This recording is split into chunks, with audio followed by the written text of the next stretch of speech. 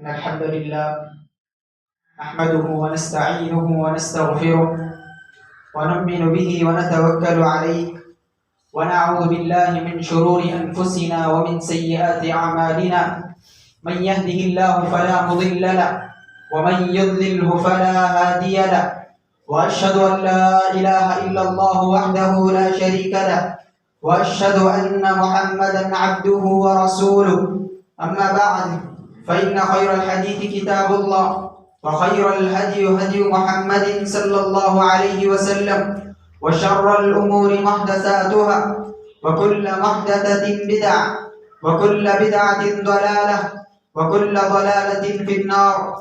أعوذ بالله من الشيطان الرجيم. بسم الله الرحمن الرحيم. يا أيها الذين آمنوا اتقوا الله حق تقاته ولا تموتن إلا وأنتم مسلمون. يا أيها الناس اتقوا ربكم الذي خلقكم من نفس واحدة وخلق منها زوجها وبث منهما رجالا كثيرا ونساء واتقوا الله الذي تساءلون به والأرحام. يا أيها الذين آمنوا اتقوا الله وقولوا قولا سديدا يصلح لكم أعمالكم ويغفر لكم ذنوبكم ومن يطع الله ورسوله فقد فاز فوزا عظيما. وقال الله تعالى فصل لربك وانحر. وقال في موضع آخر لن ينال الله لحومها ولا دماؤها ولكن يناله التقوى منكم. وقال النبي صلى الله عليه وسلم أعظم الأيام عند الله يوم النحر ويوم القر. محترم حاضرین، آج کے دن سارے مسلمان حضرت ابراہیم علیہ السلام، جن کو اللہ تعالیٰ نے اپنا خلیل بنایا، جن کے بارے میں اللہ تعالیٰ نے کہا وَاتَّخَذَ اللَّهُ إِبْرَاهِيمَ خَلِيلًا، کہ اللہ تعالیٰ نے ان کو اپنا خلیل، اپنا دوست بنایا ہے، اپنا دوست مانا ہے، کیونکہ ابراہیم علیہ السلام کی سنت کو آج سارے مسلمان زندہ کرتے ہیں قربانی کی شکل میں۔ قربانی کیا ہے؟ قربانی سے کیا ہوتا ہے؟ قربانی کرنے والا، قربانی یہ قرب سے ہے، اور قرب کا معنی عربی میں قریب ہونے کو کہتے ہیں۔ یعنی انسان جب بھی قربانی کرتا ہے، قربانی انسان کو زندگی میں کہیں نہ کہیں دینی پڑتی ہے، کہیں نفس کی قربانی دینی پڑتی ہے، تو کہیں مال کی قربانی دینی پڑتی ہے، کہیں کاروبار کی قربانی دینی پڑتی ہے، لیکن انسان کی زندگی میں کسی نہ کسی چیز کی قربانی ضرور ہوتی ہے۔ جب تک انسان کسی چیز کی قربانی نہیں دیتا، اس وقت تک وہ کامیاب انسان نہیں کہلاتا۔ انسان کی کامیابی کے لیے ضروری ہے کہ وہ کسی نہ کسی چیز کی قربانی دے۔ اگر وہ زندگی میں آگے بڑھنا چاہتا ہے، اسے چاہیے کہ اپنے مال کی قربانی دے، اپنے نفس کی قربانی دے، اپنے آپ کی قربانی دے۔ اسی طرح ایک قربانی جو آج منائی جاتی ہے وہ ابراہیم علیہ السلام کی سنت کو زندہ کرنے کے لیے۔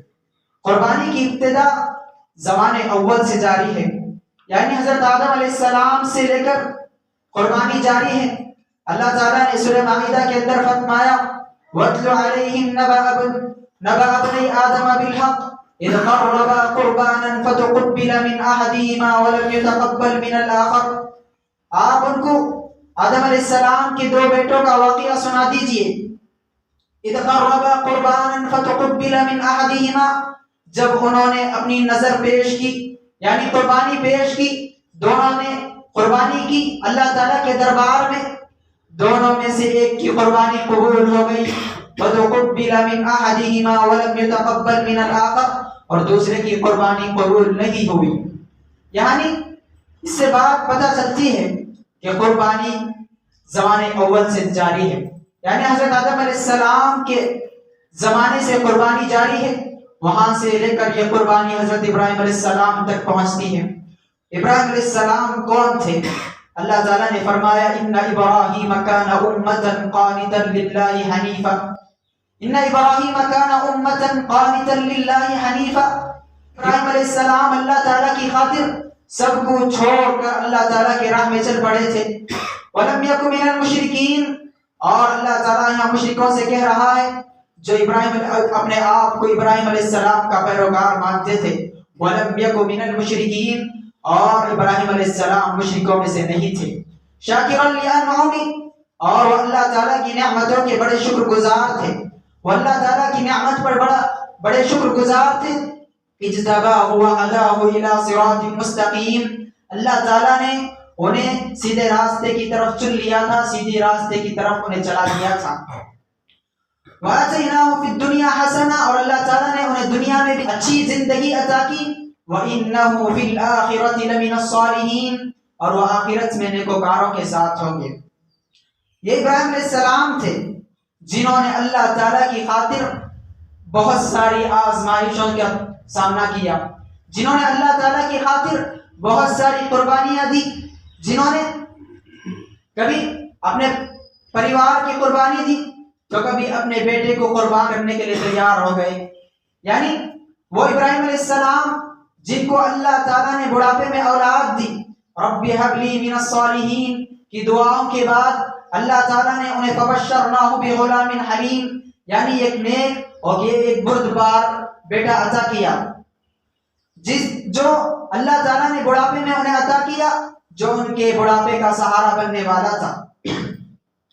لیکن وہ بیٹا جب جوان ہوتا ہے، اللہ تعالیٰ نے سورہ صافات میں فرمایا فَلَمَّا بَلَغَ مَعَهُ السَّعْيَ قَالَ يَا بُنَيَّ إِنِّي أَرَىٰ فِي الْمَنَامِ أَنِّي أَذْبَحُكَ فَانظُرْ مَاذَا تَرَىٰ قَالَ يَا أَبَتِ افْعَلْ مَا تُؤْمَرُ سَتَجِدُنِي إِن شَاءَ اللَّهُ مِنَ الصَّابِرِينَ۔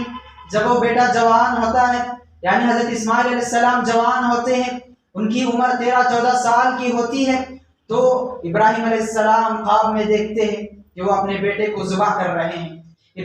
انبیاء کا خواب بھی سچ ہوا کرتا ہے، انبیاء کا خواب میں بھی اللہ تعالیٰ انہیں حکم دیتا ہے۔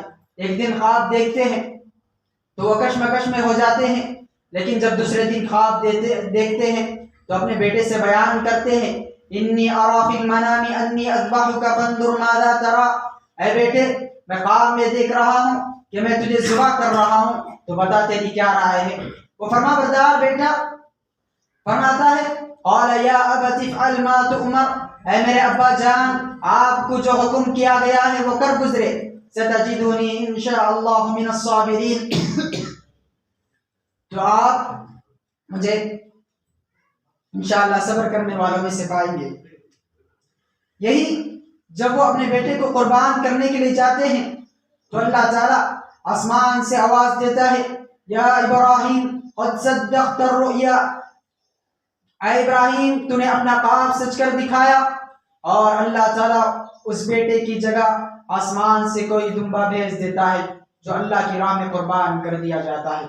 وہیں سے لے کر سنت ابراہیمی کو آج تک لوگ زندہ کر رہے ہیں، اور انشاءاللہ قیامت کی صبح تک زندہ کرتے رہیں گے۔ اور یہ ابراہیم علیہ السلام کی پیروی اور یہ قربانی صرف مسلمانوں میں نہیں ہے، ہم دیکھتے ہیں کہ دوسرے مذاہب کے لوگ، دوسرے مذہب کو جو ہندو بھائی ہیں، دوسرے بھائی ہیں، وہ بھی قربانی کرتے ہیں، لیکن ان کا طریقہ الگ ہے۔ اور اسی طرح اللہ تعالیٰ نے ابراہیم علیہ السلام کے بارے میں فرمایا ما كان ابراہیم یہودیا ولا نصرانیا ولكن كان حنیفا مسلما، کہ ابراہیم علیہ السلام نہ یہودی تھے نہ نصرانی تھے، بلکہ وہ اللہ تعالیٰ کی طرف ایک سا ہو کر جانے والے اور اللہ تعالیٰ کے پرہیزگار بندے تھے، اور نہ ہی وہ مشرکوں میں سے تھے۔ یہ ابراہیم علیہ السلام کی آزمائی تھی، اللہ تعالیٰ نے انہیں کئی طرح سے آزمایا۔ وَإِذِ ابْتَلَىٰ، اللہ تعالیٰ نے کہا وَإِذِ ابْتَلَىٰ إِبْرَاهِيمَ رَبُّهُ بِكَلِمَاتٍ فَأَتَمَّهُنَّ قَالَ إِنِّي جَاعِلُكَ لِلنَّاسِ إِمَامًا۔ وَإِذِ ابْتَلَىٰ إِبْرَاهِيمَ رَبُّهُ بِكَلِمَاتٍ، اللہ تعالیٰ نے ابراہیم علیہ السلام کو ان کے رب نے کئی طرح سے آزمایا۔ بِكَلِمَاتٍ کہہ کر اللہ تعالیٰ کہتا ہے کہ بِكَلِمَاتٍ سے مراد یہاں مفسرین لکھتے ہیں کہ بیٹے کی قربانی اور اپنے پریوار کو چھوڑ کر صحرا میں چلے جانا۔ اور اسی طرح ابراہیم علیہ السلام کے اس کامیابی کو اللہ تعالیٰ نے یوں ذکر کیا ہے وَإِبْرَاهِيمَ الَّذِي وَفَّىٰ، اور ابراہیم علیہ السلام اللہ تعالیٰ کے بڑے وفادار تھے اور اللہ تعالیٰ سے وفا کرنے والے تھے۔ یہاں سے یہ ابراہیم علیہ السلام کی سنت تھی. اور اسی طرح جہاں تک ہمارے نبی صلی اللہ علیہ وسلم کی بات ہے تو یہ بھی ہمارے نبی صلی اللہ علیہ وسلم کی سنت ہے. ابراہیم علیہ السلام کی بھی سنت ہے اور ہمارے پیارے نبی صلی اللہ علیہ وسلم کی سنت ہے. پیارے نبی صلی اللہ علیہ وسلم ہر سال قربانی دیا کرتے تھے. حجۃ الوداع کے موقع پر نبی کریم صلی اللہ علیہ وسلم نے 100 اونٹیں قربانی دی. یعنی اللہ کے نبی صلی اللہ علیہ وسلم بھی ہر سال قربانی دیا کرتے تھے. اسی طرح نبی کریم صلی اللہ علیہ وسلم نے فرمایا جو استطاعت رکھنے کے باوجود، جو طاقت رکھنے کے باوجود قربانی نہ کرے وہ ہماری عیدگاہ کے بھی قریب نہ آئے. قربانی واجب تو نہیں ہے، سنت مؤکدہ ہے، لیکن جو استطاعت رکھتا ہے اسے چاہیے کہ قربانی کرے. اسی طرح قربانی کیا ہے؟ قربانی ایک عبادت ہے. جیسا نماز پڑھنا ایک عبادت ہے، روزہ رکھنا ایک عبادت ہے، حج کرنا ایک عبادت ہے، قربانی بھی ایک عبادت ہے جو صرف اللہ تعالیٰ کے لیے کرنی چاہیے. جو اخلاص اللہ تعالیٰ کے لیے دکھانا چاہیے. اللہ تعالیٰ نے کہا فَصَلِّ لِرَبِّكَ وَانْحَرْ، آپ اپنے رب کے لیے نماز پڑھا کیجیے اور اسی کے لیے قربانی عطا کیجیے. اور اسی طرح یہ قربانی صرف اللہ تعالیٰ کی خاطر ہونی چاہیے اور قربانی کے اندر اخلاص ہونا چاہیے. اخلاص جب تک کسی بھی عمل میں داخل نہیں ہوگا تب تک اللہ تعالیٰ کے دربار میں کوئی عمل قبول نہیں ہوگا. اخلاص جب تک انسان کے اندر نہیں آئے گا، اللہ تعالیٰ کے لیے کوئی کام جب تک بندہ عبادت اللہ تعالیٰ کے لیے نہیں کرے گا، اگر اس میں ریاکاری شامل ہوئی تو وہ اللہ تعالیٰ اس عمل کو برباد کر دیتے ہیں. اسی طرح ایک قربانی بھی ایک عبادت ہے. اللہ تعالیٰ نے فرمایا لَن يَنَالَ اللَّهَ لُحُومُهَا وَلَا دِمَاؤُهَا وَلَكِنْ يَنَالُهُ التَّقْوَى مِنكُمْ. اللہ تعالیٰ نے فرمایا کہ اللہ تعالیٰ کے دربار میں تمہارے گوشت اور تمہارے جانوروں کے خون اللہ تعالیٰ کے دربار میں نہیں پہنچتے. اللہ تعالیٰ کے دربار میں تو تمہارا تقوی پہنچتا ہے. اللہ تعالیٰ یہ دیکھنا چاہتا ہے کہ تم میں سے زیادہ متقی کون ہے، تم میں سے پرہیزگار کون ہے اور تم میں سے کون اخلاص کے ساتھ قربانی کرتا ہے. اور قربانی کے لیے ایک دوسری چیز بہت ضروری ہے، وہ قربانی صرف اللہ کے نام پر کیا جائے. حدیث صحیح مسلم کی روایت ہے، نبی کریم صلی اللہ علیہ وسلم نے فرمایا لعن اللہ من ذبح لغیر اللہ، جو اللہ تعالیٰ کے علاوہ غیر اللہ کے لیے ذبح کرتا ہے اس پر اللہ تعالیٰ کی لعنت ہے. اسی طرح ایک حدیث میں نبی کریم صلی اللہ علیہ وسلم نے فرمایا جو غیر اللہ کے لیے ذبح کرتا ہے گویا وہ شرک کرتا ہے. اور اسی طرح یہ کچھ قربانی کے بارے میں چند باتیں تھیں اور قربانی کے کچھ آداب کے اندر میں اپنی بات کو ختم کرتا ہوں. آج قربانی کا دن ہے. آج سے لے کر 13 ذی الحجہ کے غروب آفتاب تک یعنی عصر تک قربانی کا وقت ہے.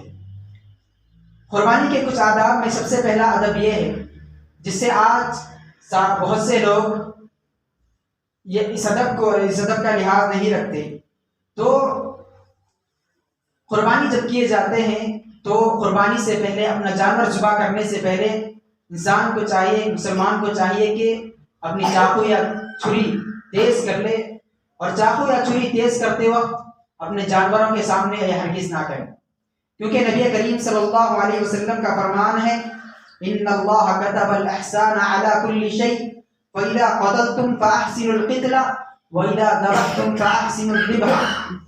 کیوں نبی کریم صلی اللہ علیہ وسلم نے فرمایا کہ بے شک اللہ تعالیٰ نے ہر چیز پر احسان لکھ دیا ہے، یعنی چاہے انسان ہو جانور ہو ہر ان چیز کے ساتھ احسان کرنا ہماری ذمہ داری ہے. اللہ تعالیٰ نے ہر چیز کے لیے احسان لکھا ہے. نبی کریم صلی اللہ علیہ وسلم نے فرمایا فَإِذَا قَتَلْتُمْ فَأَحْسِنُوا الْقِتْلَ، یعنی جب تم کسی کو قصاص میں قتل کرنا چاہو تو اسے بھی اچھی طریقے سے قتل کرو، یعنی اسے تکلیف دے دے کر نہ مارو بلکہ اسے ایک ہی بار مار دو. اسی طرح فرمایا فَإِذَا ذَبَحْتُمْ فَأَحْسِنُوا الذِّبْحَ، جب جانور ذبح کرو تو اچھی طرح ذبح کرو، یعنی ایسا نہ ہو کہ چھری تیز کیے بغیر جانور کو ذبح کرنے چلے گئے اور وہ جانور آدھا ذبح ہو کر تڑپتا رہا تو اس کا وبال بھی آپ پر ہوگا. اس لیے چاہیے کہ انسان کو قربانی کرنے سے پہلے چاقو یا چھری کو اچھی طرح تیز کر لے. اسی طرح دوسرا ادب یہ ہے کہ بہتر ہے کہ انسان اپنا جانور خود اپنے ہاتھ سے ذبح کرے. بہتر ہے کہ انسان اپنا جانور اپنے ہاتھ سے خود ذبح کرے. یعنی نبی کریم صلی اللہ علیہ وسلم اپنا جانور خود اپنے ہاتھ سے ذبح کرتے یا بچوں سے ذبح کراتے. بچوں سے بھی ذبح کرانا جائز ہے. اسی طرح عورتیں بھی ذبح کر سکتی ہے. اسی طرح قربانی کرنے کا مسنون طریقہ کیا ہے؟ یعنی جب جانور کو ذبح کیا جاتا ہے تو اسے کیا کرنا چاہیے؟ تو قربانی کے جانور کو بائیں کروٹ لیٹا دینا چاہیے اور اس کے بعد اپنا پاؤں اس کی گردن پر ہلکے سے رکھنا چاہیے اور بسم اللہ اللہ اکبر کہہ کر ذبح کرنا چاہیے. اور اسی طرح قربانی کا گوشت کی تقسیم کے سلسلے میں آج ہمارا رویہ یہ ہے کہ ہم قربانی کا گوشت اسی کو دیتے ہیں جو ہمیں دیتا ہے. اور اسی طرح دوسرا یہ ہے کہ ہم قربانی کا گوشت انہی کے گھر میں دیتے ہیں جہاں قربانی ہوتی ہے. ہمیں چاہیے کہ قربانی کا گوشت وہاں پہنچائے جہاں قربانی نہیں ہوتی، جن کے گھروں میں قربانی نہیں ہوتی. اللہ تعالیٰ نے فرمایا فَكُلُوا مِنْهَا وَأَطْعِمُوا الْبَائِسَ الْفَقِيرَ کہ قربانی کا گوشت تم بھی کھاؤ اور فقیروں اور مسکینوں کو بھی کھلاؤ. اسی طرح فرمایا فَكُلُوا مِنْهَا وَأَطْعِمُوا الْقَانِعَ وَالْمُعْتَرَ قربانی کا گوشت تم بھی کھاؤ اور سوال کرنے والوں اور نہ سوال کرنے والوں دونوں کو دو. ان آیتوں کو مد نظر رکھتے ہوئے اکثر علماء کرام کہتے ہیں کہ قربانی کے گوشت کو 3 حصوں میں تقسیم کرتے ہیں، ایک اپنے لیے اور ایک رشتہ داروں اور تیسرا حصہ فقیروں اور مسکینوں کے لیے. تو ہمیں بھی چاہیے کہ فقیروں اور مسکینوں کا زیادہ سے زیادہ خیال کرے اور وہاں گوشت دے جہاں پر قربانی نہیں ہوتی، زیادہ تر اس کا لحاظ رکھے. اور اسی طرح قربانی کی کھال یعنی قربانی کے چمڑے، جانور کے چمڑے، اسے فروخت، جیسا کہ قربانی کا گوشت فروخت کرنا یعنی پیسے دے کر لینا، پیسے دے کر بیچنا جائز نہیں ہے. اسی طرح قربانی کی کھالیں یعنی قربانی کے چمڑے بھی پیسے دے کر بیچنا جائز نہیں ہے، کیونکہ نبی کریم صلی اللہ علیہ وسلم نے فرمایا کہ جو شخص قربانی کی کھالیں پیسے دے کر بیچتا ہے، فروخت کرتا ہے، اس کی قربانی قبول نہیں ہوتی. اللہ تعالیٰ سے دعا ہے کہ اللہ تعالیٰ ہماری قربانیوں کو قبول فرمائے اور اللہ تعالیٰ ہمیں جب تک زندہ رکھے، اسلام کی حالت میں زندہ رکھے، اور جب ہماری موت ہو ایمان بالخیر ہو. ربنا تقبل منا انك انت السميع العليم وتب علينا انك انت التواب الرحيم. سبحان ربك رب العزة عما يصفون وسلام على المرسلين والحمد لله رب العالمين.